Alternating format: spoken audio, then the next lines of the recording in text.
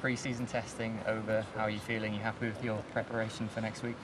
Yeah, it was very busy 3 days, which is good. You know, that's a very positive thing. We, especially today, got just very many laps, and this afternoon I was just in the car from from the beginning to the end. I only came out just to go to the toilet and get straight back in, and we completed the whole a whole race in one go, just doing live pit stops and going out again, and yeah, pretty happy.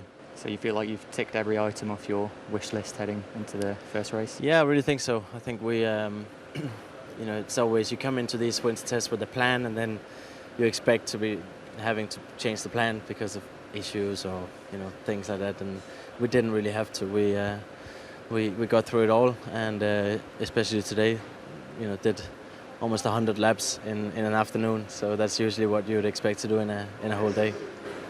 And how does the feeling compare to the same point last year?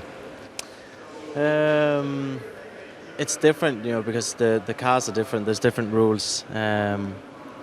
So there's little traits that feel different, but overall it feels good. We put a soft tire on the car at the end there, and did a bit of a qualifying simulation, and it actually felt good. And I think the lap time we did looks like it's still in the midfield somewhere. So that's a good starting point, and it's going to be exciting to see how we actually go in qualifying next Saturday, and then of course the big test is in the race on Sunday. It looks like it could be a very close midfield this year. Any indications as to where you might be in the pecking order? Any teams catching your eye as well up and down the pit lane? No, I think it's the usual suspects at the front, and then maybe Aston Martin looked really impressive this 3 days.